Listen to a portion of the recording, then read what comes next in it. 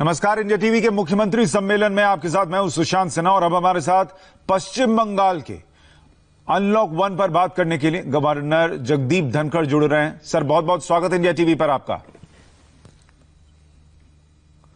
Sir, पश्चिम बंगाल में unlock 1 कैसा रहने वाला है?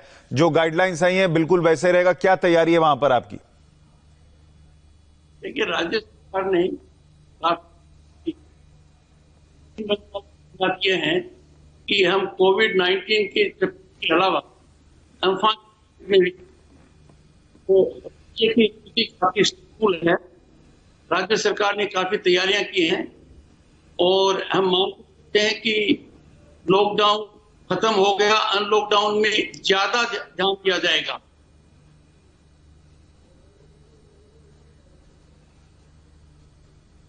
सर, आपको आवाज आ रही है? हाँ, बिल्कुल आ रही है। जी जी। अनलॉक 1 में क्या क्या छूट दे रहे हैं सर आप बंगाल में? वहां की सरकार क्या छूट दे रही है? सरकार ने जो छूट दी है वो करीब करीब केंद्र के अनुरूप है।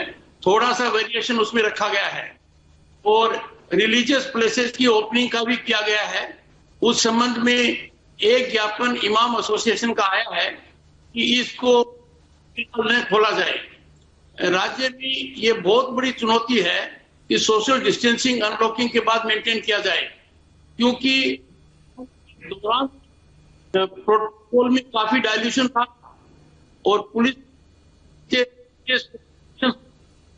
केंद्रीय गृह मंत्रालय ने राज्य सरकार को आगाह किया था। उसके बाद आई है, पर परिस्थिति और सरकार को थोड़ा कड़ा रुख अपनाना पड़ेगा। राज्य में एक स्थिति जो उभर रही है और जो चिंता का विषय है कि माइग्रेंट लेबर आने के बाद कुछ स्थानों के ऊपर कुछ समस्याएं उत्पन्न हुई हैं। राज्य प्रशासन को विवेकपूर्ण तरीके से कार्य करना होगा ताकि इस प्रकार की घटना उग्र रूप धारण न करने। क्यों कि शुरू में यह ध्यान दिया गया था कि माइग्रेंट लेबर आए, उसके बाद राज्य सरकार का एक स्टैंड रहा कि राज्य में माइग्रेंट लेबर की जो आवाजाही है उस पर थोड़ा स्टेगर किया जाए। स्टैंड लोगों का यहाँ यह है कि माइग्रेंट लेबर प्रांत के हैं, वो यहाँ अपॉर्चुनिटी न होने की वजह से दूसरे प्रांतों में गए थे। यदि अगर इस संकट की घड़ी में वो अपने जनों से मिलने के लिए आना चाहते हैं तो उसमें किसी प्रकार का अवरोधक उत्पन्न न हो। क्योंकि लाखों लोग आ रहे हैं, उनको हर तरीके से मैनेज करना, लॉकडाउन के तहत जो प्रोटोकॉल है उसको फॉलो करना एक अपने आप में बड़ी चुनौती है। मेरा भी सरकार से आग्रह रहा है कि इसको मानवीय दृष्टिकोण अपनाते हुए सरकार सकारात्मक कदम उठाए ताकि उन लोगों को तकलीफ भी नहीं हो और कोविड-19 किसी भी तरीके से आगे न बढ़ पाए। एक दुर्भाग्यपूर्ण बयान आने की वजह से लोगों के अंदर थोड़ी चिंता की बात है कि ये कह दिया गया कि जो माइग्रेंट लेबर आ रहे हैं they are as a matter of fact Covid spreaders और इनको कोविड ट्रेन की तरह कहा गया है। मैं समझता हूं कि सभी लोग संजीदगी से पेश आएंगे और इस प्रकार का उत्तेजित वातावरण न करें। माइग्रेंट लेबर अपने आप में एक बड़ी समस्या है, पर इसका निराकरण दो ही तरीके से हो सकता है। मानवीय दृष्टिकोण में किसी प्रकार की कमी न आए और जितना भी प्रोटोकॉल है उसमें किसी प्रकार का डायल्यूशन न हो। तो आप ये कह रहे हैं सर कि जो रेल मंत्री पीयूष गोयल बार बार कह रहे हैं कि वो ट्रेन भेजना चाह रहे हैं कि ताकि पश्चिम बंगाल के लोग पश्चिम बंगाल पहुंच सकें, वो ट्रेन नहीं ली जा रही है, उसकी सेवा पश्चिम बंगाल की सरकार नहीं ले रही है। वो इसलिए है क्योंकि वहां पर उनको चिंता है कि ये मजदूर आएंगे तो हमारे यहाँ केसेस ना बढ़ा दें। देखिए, ये यहाँ बहुत राजनीतिक गहमा-गहमी का विषय बना हुआ है। इस पर मैं बहुत कुछ नहीं कहना चाहूंगा। सभी राजनीतिक दलों ने इसको लेकर अपने विचार व्यक्त किए हैं, व्यापक स्तर पर विचार व्यक्त किए हैं। राज्यपाल के नाते मेरा सरकार को इतना ही कहना है कि जो भी कानून के तहत केंद्र सरकार के निर्देशों के अनुसार माइग्रेंट लेबर ट्रेन आ रही हैं, उन ट्रेन के आने के पश्चात मानवीय दृष्टिकोण अपनाते हुए पूरे प्रोटोकॉल की पालना किए हुए हमें ऐसी व्यवस्था करनी चाहिए कि वो सही समय पर अपने गंतव्य स्थान पर पहुंच जाएं। कुछ जगह चिंता की बातें हैं, जैसी मैंने पहले कही थी, उसमें प्रशासन को दूरदर्शिता दिखानी पड़ेगी, प्रशासन को बहुत सोच समझ कर कार्य करना पड़ेगा, ताकि कहीं किसी प्रकार का विवाद इस बारे में उत्पन्न न हो। फिलहाल हालात कुछ चिंताजनक हैं। नहीं, चिंता की सर, अभी जो मजदूर आ रहे हैं, क्या उनकी टेस्टिंग हो रही है? क्या उनको क्वारंटीन किया जा रहा है ढंग से? क्या उनको ट्रैक देखा जा रहा है कि कहां से आए, कैसे गए, कहां गए? देखिए, ये काम अपने आप में सही तरीके से हो रहा है, ऐसा मैं कहने की हालत में नहीं हूं। कल प्रांत में सबसे ज्यादा 371 कोविड पॉजिटिव पाए गए। राज्य के मुख्य सचिव मेरे से 2 दिन पहले मिले थे। मैंने राज्य के मुख्य सचिव का ध्यान आकर्षित किया कि मेरे संज्ञान में लाया गया है कि अभी तक 40,000 से ज्यादा जो टेस्ट हुए थे उनकी रिपोर्ट नहीं आई है। तो ऐसी परिस्थिति में आप अंदाजा लगा सकते हो कि 40,000 टेस्टों की रिपोर्ट यदि अगर अचानक आएगी तो ये फिगर कहां से कहां जा सकता है। तो ये वास्तव में पश्चिम बंगाल, नहीं तो रिपोर्ट क्यों नहीं आई? आपको क्या बताया गया सर कि रिपोर्ट क्यों नहीं आई? 40,000 टेस्ट की रिपोर्ट क्यों नहीं आई? देखिए, अभी तक सरकार का रिस्पांस मेरे पास नहीं आया है, पर मैं इसको गंभीर मानता हूं। मेरा मानना है कि आपने एक टेस्ट कर लिया, रिपोर्ट के लिए भेज दिया, क्वारंटीन कर दिया और क्वारंटीन पीरियड खत्म हो गया, फिर भी रिपोर्ट नहीं आई और बाद में कोविड पॉजिटिव आ गई, तो इसके दुष्परिणाम भयानक हो सकते हैं। सरकार का ध्यान मैंने आकर्षित किया है और मैं समझता हूं कि सरकार इस विषय के ऊपर गंभीरता से सकारात्मक कदम उठाएगी। सर, ये 40,000 टेस्ट जो आप कह रहे हैं जिनकी रिपोर्ट नहीं आई है बंगाल में, ये कितने पीरियड में किए गए हैं? देखिए, मैंने जब माननीय मुख्य सचिव को ये कहा तो उन्होंने कहा फिगर 40,000 नहीं है, पर उन्होंने भी इसको काफी हजारों में बताया।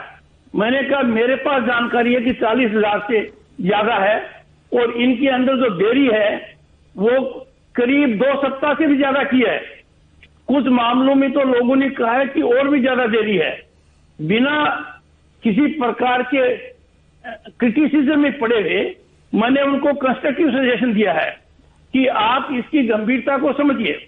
यदि अगर आपकी टेस्टिंग रिपोर्ट जल्दी नहीं आएगी तो उस टेस्टिंग रिपोर्ट का कोई तात्पर्य नहीं रहेगा, उसका कोई नतीजा नहीं निकलेगा और पेशेंट यदि अगर क्वारंटीन के बाहर चला जाएगा और कोविड पॉजिटिव बाद में पता लगा तो इसके दुष्परिणाम कितने व्यापक हो सकते हैं, यह सर्वमान्य है।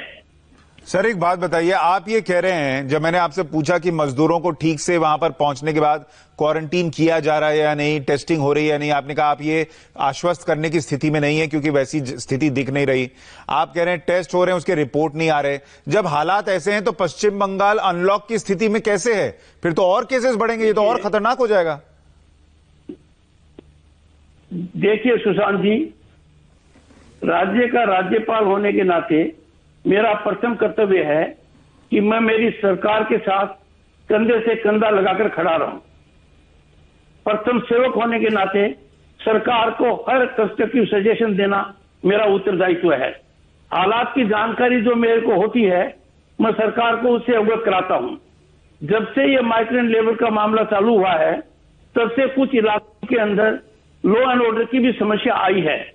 कम्युनिटीज में कुछ न कुछ मनभेद हुआ है और मैंने सरकार को संकेत भी दिया है कि इसको बहुत ही संजीदगी और सेंसिटिव तरीके से हैंडल करना पड़ेगा। पर हालात जो नजर आ रहे हैं वस्तु स्थिति मैं आपको बता रहा हूं। लेकिन सर, आप सरकार के साथ खड़े होने से पहले आपकी जिम्मेदारी लोगों के साथ खड़े होने की है। क्या पश्चिम बंगाल के लोग आश्वस्त हो सकते हैं कि अनलॉक 1 में वो सेफ हैं? देखिए, सरकार 3 फ्रंट के ऊपर लड़ रही है। फिलहाल सरकार कोविड-19 पर लड़ रही है, माइग्रेंट लेबर पर लड़ रही है और अम्फान साइक्लोन पर लड़ रही है। अम्फान के दौरान सबसे अच्छा कदम यह उठा कि भारत के प्रधानमंत्री ने बिना समय गंवाए हुए एरियल सर्वे किया। तब एक बहुत अच्छा संकेत सुशांत जी सामने आया। राज्य की मुख्यमंत्री जो लगातार लंबे समय तक केंद्र के साथ टकराव की मुद्रा में रही हैं, उन्होंने प्रधानमंत्री के साथ दौरा किया, मैं भी था। ये मेरे को एक बहुत बड़ी रे ऑफ होप नजर आ रही है। और प्रधानमंत्री जी ने निश्चित रूप से कहा कि पश्चिम बंगाल जो कोविड और अम्फान की चपेट में है, केंद्र सरकार पश्चिम बंगाल की जनता के साथ जितना जो कर सकेगी वो पूरा करेगी और इनको राहत देगी। केंद्र की राहत आई भी है। और जो कोविड-19 के दौरान है, केंद्र सरकार ने जो सहायता दी है, मैं आपको कह सकता हूं कि फूड कॉर्पोरेशन ऑफ इंडिया और नाफेड ने जितना फ्री और जितनी परचेज देनी थी उसमें कोई कसर बाकी नहीं रखी है। दोनों संस्थाओं से मैंने पूर्ण विचार विमर्श कर लिखित में ले रखा है। They are ahead of their target. इससे एक समस्या का निराकरण हुआ है। पर हमारे यहां समस्या एक दूसरी है कि जो पब्लिक डिस्ट्रीब्यूशन सिस्टम है वो उसका एक राजनीतिकरण हो चुका है और राजनीतिकरण होने के कारण सही तरीके से डिस्ट्रीब्यूशन नहीं हो पा रहा है। मेरा विशेष आग्रह राज्य सरकार को रहा है कि पब्लिक डिस्ट्रीब्यूशन सिस्टम को हर तरीके से राजनीतिक चंगुल से मुक्त किया जाए। और मैंने अधिकारियों को आगाह किया है कि यदि अगर आप ऐसा नहीं करते हैं तो ये बहुत बड़ा दुराचरण होगा, जिसको आप नजरअंदाज मत कीजिए। हमारी अनलॉकडाउन के अंदर एक समस्या जो अलग है वो है कि राजनीतिक कार्यकर्ता को अपना मूवमेंट करने के अंदर एक नई दृष्टि से देखा जा रहा है। जहां रूलिंग पार्टी के रिप्रेजेंटेटिव्स हों, सांसद हों, विधायक हों, काउंसिलर्स हों, वो तो अपने क्षेत्र में और इलाके में बेरोक जा सकते हैं। पर जहां प्रतिपक्ष के विधायक हों, सांसद हों, रिप्रेजेंटेटिव्स हों, जब वो जाते हैं तो पुलिस प्रशासन कई रोड़े लगाती है। मेरे सामने अनेक शिकायतें आई हैं। हालात इस तरीके के बन गए हैं कि रूलिंग पार्टी के किसी भी पदाधिकारी पर कोई फौजदारी मुकदमा मुझे नजर नहीं आ रहा है। पर प्रतिपक्ष का कोई ऐसा नेता नहीं है, कम्युनिस्ट पार्टी के नेता हों, कांग्रेस पार्टी के नेता हों, बीजेपी के हों, सांसद हों, विधायकगण हों, जिन पर कोई मुकदमा नहीं हुआ है। मैंने सरकार से विशेष आग्रह किया है कि ये हमारे सामने बहुत बड़ी चुनौती है। सर, इस चुनौती की कसौटी को पार करने के लिए बहुत जरूरी है कि हम अपना राजनीतिक नजरिया बिल्कुल बंद कर दें। सर, आप जो हालात बता रहे हैं वो पश्चिम बंगाल को बहुत गंभीर हालत में होने की स्थिति का अंदेशा दे रहे हैं। ऐसे में बीजेपी ये कह रही है कि मुख्यमंत्री को इस्तीफा देना चाहिए, उनसे सिचुएशन संभल नहीं रही। आप केंद्र और राज्य सरकार के बीच में पुल हैं, क्या आप केंद्र को यह रिपोर्ट भेजने की स्थिति में है कि मुख्यमंत्री से हालात नहीं संभल रहे? देखिए सुशांत जी, कोई भी राजनीतिक दल क्या बयानबाजी करता है इससे मैं ज्यादा सरोकार नहीं रखता। और मैं आपको इतना कह सकता हूं कि सभी राजनीतिक दल मेरे संपर्क में हैं। कांग्रेस पार्टी के लोकसभा में जो नेता हैं अधीर रंजन चौधरी जी, उनसे मेरी लंबी व्यापक बात हुई है।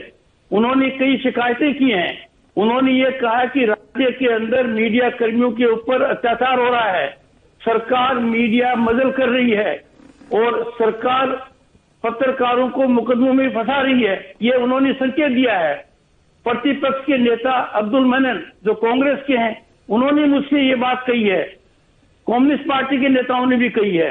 मैंने सरकार का ध्यान आगाह किया है कि संकट की घड़ी में एक ही रास्ता। पर सर, आप सरकार का ध्यान खींच रहे हैं, सरकार आपको सुन नहीं रही। आप केंद्र को रिपोर्ट क्यों नहीं भेजते फिर? देखिए, मैं सुशांत जी केंद्र को क्या रिपोर्ट भेजता हूं या नहीं भेजता हूं उसकी सार्वजनिक चर्चा नहीं कर सकता। पर आप इतना अवश्य मान लीजिए कि भारत के संविधान के अंतर्गत जो भी कार्य मेरे से अपेक्षित है उस कार्य में किसी प्रकार की कोताही नहीं होगी। मैं सरकार यदि अगर मेरे से कॉन्स्टिट्यूशनल डिस्टेंसिंग मेंटेन कर रही है, उस डिस्टेंसिंग को मैं ब्रीज कर रहा हूं।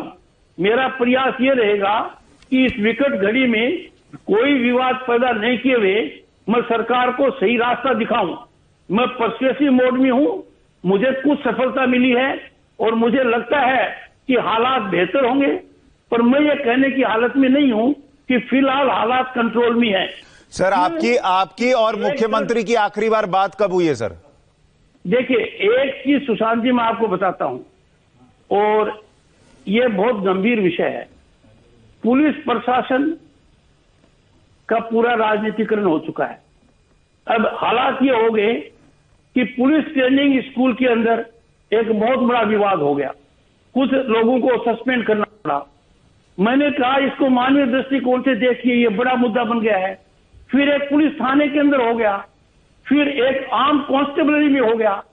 तो 15-20 दिन के अंदर 3 ऐसी प्रमुख घटनाएं उस कलकत्ता पुलिस के संबंध में होना, जो अपने आप में अनइम्पीचेबल क्रेडेंशियल्स की थी, वो दिल दहलाने वाली है। इन बातों को मैं बहुत ज्यादा नहीं कहना चाहता, पर मैं कहना चाहता हूं यह संवेदनशील विषय है। ये कोविड-19 के मिसमैनेजमेंट को लेकर लोगों में ये बात हुई है। वो पुलिसकर्मी हैं और वो यूनिफॉर्म के अंदर हैं, तो ये चिंता का विषय है। तो मेरा ये मानना है कि चुनौती बहुत ज्यादा है। यह समय एक यूनिफाइड कमांड का है और मैंने आग्रह किया माननीय मुख्यमंत्री से कि भाई अम्फान जब आया तो हमारी तैयारियां कहां चली गई। अम्फान के दौरान मंत्रियों के बीच में, विभागों के बीच में तू में होना कोई बहुत अच्छी बात नहीं है। कलकत्ता शहर ने अपने पूरे इतिहास में आज तक ऐसे 10 दिन नहीं देखे होंगे जहां बिजली की समस्या, पानी की समस्या, इंटरनेट की समस्या, कनेक्टिविटी की समस्या, ये भयानक है। क्योंकि पहले कोई तैयारी या कंटिजेंट प्लान नहीं था। अब धीरे धीरे हालात सामान्य हो रहे हैं और मैं भारतीय आर्मी का साधुवाद करूंगा कि 3 दिन बाद उनको बुलाया गया तो उन्होंने हालात में जबरदस्त सुधार किया। We congratulate the army for having done an excellent job. Sir, पर उनकी तैयारी नहीं थी। सर, मेरे मन में एक सवाल है सर। हम मुख्यमंत्री के रोल की बात कर रहे हैं, सबको पता है राज्यपाल का रोल क्या होता है। और राज्यपाल अगर राज्य में ये हालात हों जो आप कह रहे हैं, मैं आपके ही आरोपों को आधार बनाकर कह रहा हूं, आप कह रहे हैं कि पुलिस और अधिकारियों का राजनीतिकरण हो गया है, आप कह रहे हैं पब्लिक डिस्ट्रीब्यूशन सिस्टम जो है वो फेल हो रहा है, आप ये कह रहे हैं कोरोना से लड़ाई ठीक से नहीं चल रही, मजदूरों को क्वारंटीन नहीं किया जा रहा, आप ये कह रहे हैं कि वहां पर केसेस बढ़ रहे हैं और साथ ही वहां पर जो टेस्ट हो रहे हैं 40,000 से ज्यादा टेस्ट की रिपोर्ट नहीं आए। इतनी गंभीर स्थिति में आप केंद्र को यह क्यों नहीं कह रहे कि यहां हालात बिगड़ गए हैं? देखिए सुशांत जी, मैं पहले भी बुक governor, what I send to the centre is between me and the centre. उसका सार्वजनिक रूप से चर्चा नहीं कर सकता, पर मैं आपको यह कह सकता हूं कि जो मेरे मन में है वो बेबाक तरीके से मैंने माननीय मुख्यमंत्री को भी कहा है और मैंने उनको कहा है कि चुनौतीपूर्ण वातावरण है। इस चुनौतीपूर्ण वातावरण में जरूरी है कि राजनीतिक रूप से कोई मत सोचिए, आप राजनीतिक रूप से ऐसा मत कीजिए कि प्रतिपक्ष दलों के लोगों को तो क्वारंटीन कर दें और आपके पार्टी के लोग आसानी से जनता के बीच चले जाएं। मैंने उनसे आग्रह किया है कि यह समय जनता के प्रतिनिधि, चाहे वो किसी भी राजनीतिक दल के हों, उनको जनता के बीच में जाना चाहिए। जनता का कितना भी आक्रोश होगा, कोई न कोई नतीजा निकलेगा।